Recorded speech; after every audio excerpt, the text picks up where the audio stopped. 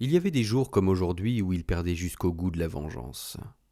Les notes éparses dans ses livres, matériaux qui devaient servir au grand ouvrage de sa vie, la Chrestomathie du désespoir, tel était le titre pédantesque qu'il comptait lui donner, à moins qu'il ne l'appelât la mistoufle ou encore la mort au rat.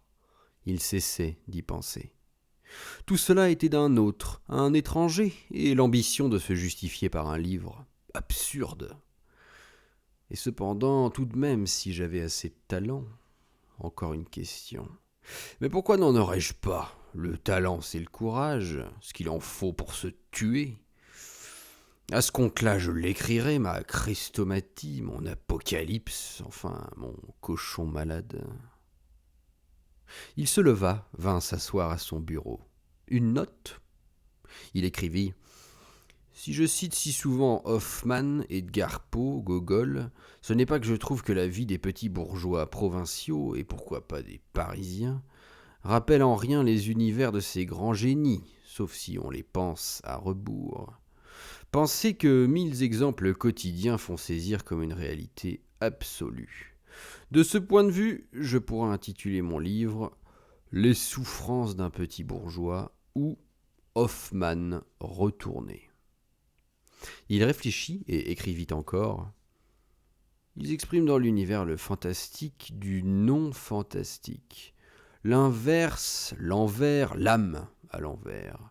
Si je cite aussi souvent Flaubert à côté des autres, c'est que le cher Gustave, qui en était un, de petit bourgeois, a été aussi le premier à tenter et même à réussir parfois cette peinture du non. Il jeta sa plume. Assez travaillé pour ce matin, assez ressassé.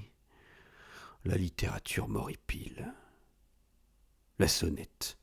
Qui pouvait venir? Qui? À cette heure matinale, Basquin, le seul visiteur du vieux couple, devait monter la garde au camp des prisonniers civils. Et si ce n'était pas Basquin, alors qui? Une erreur, peut-être.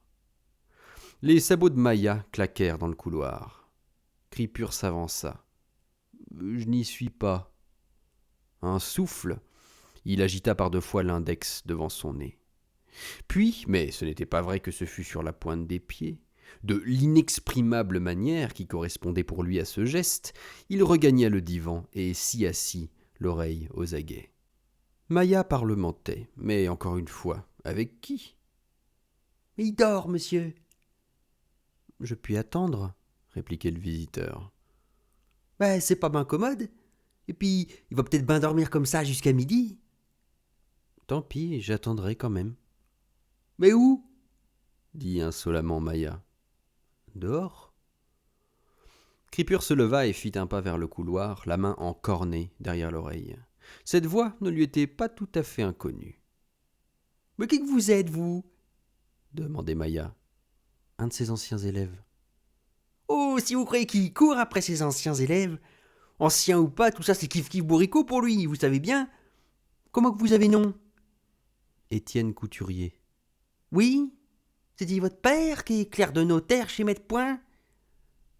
Oui, répliqua impatiemment le jeune homme. Mais ça n'a pas de rapport, j'ai un mot à remettre. À mon homme? Oui. Ben, donnez-moi-le. Non, madame, excusez-moi, je dois lui remettre en main propre. C'est-il de la part du notaire? Non, madame. Ça pourrait bien se trouver des fois. C'est de la part de qui alors? D'un de mes amis, un surveillant au lycée. Donnez-moi-le. Mais je ne peux pas, madame, Des manières. s'écria Maya, fâchée. Pour qui la prenait-il, ce petit morveux? Elle ne comptait pas alors, elle n'était rien du tout. Vous êtes bien faraud, Dit-elle. puisque c'est comme ça vous avez qu'à repasser, en vladin. Mais je vous assure, madame, il est nécessaire, Nécessaire. se moqua Maya. Vous pouvez pas parler comme tout le monde, en vladin riche. Nécessaire.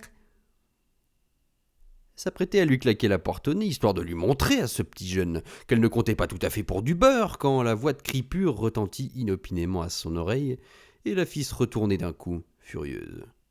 Et d'où que tu sors, toi? Voyons, Maya, voyons, ma poulette. Il avait traîné jusqu'à la porte ses pas entravés, et souriait vaguement, debout sur le seuil, géant difforme à la tête trop petite, aux bras et aux jambes trop longs. Un vieux veston de chasseur en velours marron, criblé de taches d'encre et de graisse, auquel manquait plus de la moitié des boutons.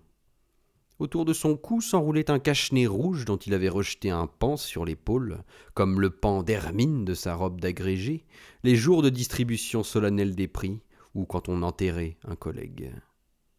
Au bout d'une ficelle pendait sur sa poitrine un petit sifflet d'un sou qui lui servait pour rappeler sa chienne Mireille, qui aimait tant courir au loin, sauter et bondir, au risque de se faire mordre par un chien enragé ou couvrir par un bâtard. Son pantalon gris, ravaudé, mal retenu par une ceinture en cuir, s'affaissait sur ses pantoufles. Et sous le veston, un petit gilet noir et démodé s'ouvrait, montrant une chemise que les puces avaient abondamment tachée. « Voyons, Maïa, voyons. » Maïa croisa les bras, solennelle. « C'est-tu du lard ou du cochon?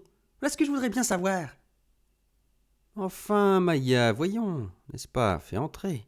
Fais entrer. » Et se tournant vers le jeune homme, « Veuillez entrer, monsieur. »« Mais tu sais pas ce que tu veux, quoi. »« Allons, allons. » »« De poids, de mesure. C'est pas la peine que je lui raconte que tu dors, si voilà que tu t'amènes. Sacré douteux, va. » dit-elle en reculant dans le couloir. Elle haussa démesurément les épaules et avec un geste du pouce à l'adresse du jeune homme.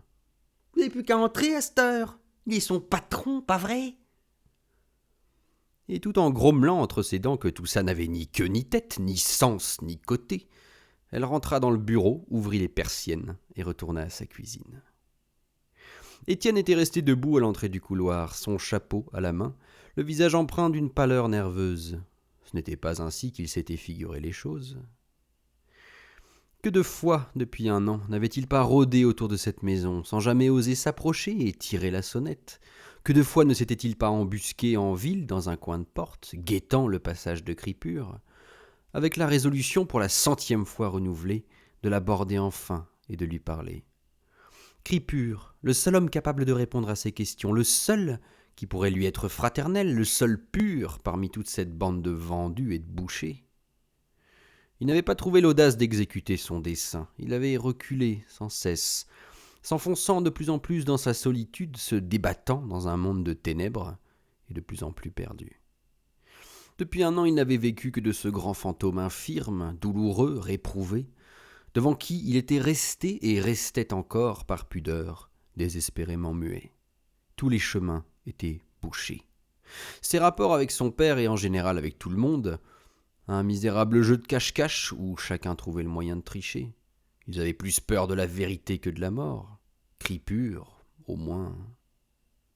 Cripure demanda d'une petite voix affable. « Vous avez un mot pour moi, j'ai cru entendre. Mais veuillez vous donner la peine, veuillez d'entrer. C'est du lycée, continua-t-il en entrant dans son bureau. Oui, monsieur. Le proviseur? Non. Très bien, ce n'était pas grave. Il eût été surpris tout de même que le proviseur le relançât. Non, reprit Étienne en lui tendant la lettre. C'est un mot de mon camarade Francis, rencontré tout à l'heure. Un surveillant d'internat, monsieur. Parfait, murmura Cripure. Il prit la lettre et la posa sur la table sans l'ouvrir. Ça devait être quelque chose à propos d'une colle, une affaire de service quelconque. Ça pouvait attendre.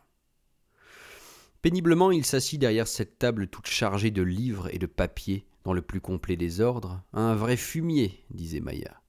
Il se frotta les tempes du bout des doigts, rajusta son binocle, fit remuer son dentier dans sa bouche. Étienne restait debout. Ce bureau, on ne lui avait pas menti. C'était bien une cave, et même une cave humide, à voir sous la tapisserie pendante le plâtre jaune, grumeleux, les grandes taches vertes au plafond, la lumière basse. Il était suffoqué par des relents de cuisine mêlés à des odeurs d'encre, de poussière, de vieux livres, et par-dessus tout, la puanteur des chiens. « Veuillez excuser le petit incident de tout à l'heure, n'est-ce pas ?» dit Cripure avec une mine confuse. « Dans cette garce de vie, n'est-ce pas ?» dit-il en se forçant à rire. « Il faut savoir se défendre. Dommage que ça soit tombé sur vous. Ma femme, n'est-ce pas la consigne de me... Il faut bien. Étienne répondit en bafouillant, lui aussi. Sa visite, dit-il, n'était pas sans motif. Il ne se serait pas permis, sans une raison grave, de troubler la solitude de... Il avait pour son maître assez de respect. Oh, respect, fit Cripure dédaigneusement. Ce n'était pas du respect qu'il attendait de la jeunesse. Il aurait voulu, s'il avait voulu quelque chose, une camaraderie. Mais il en était de cela comme du reste. Pas mèche. Ses rapports avec ses élèves Veuillez vous asseoir, monsieur.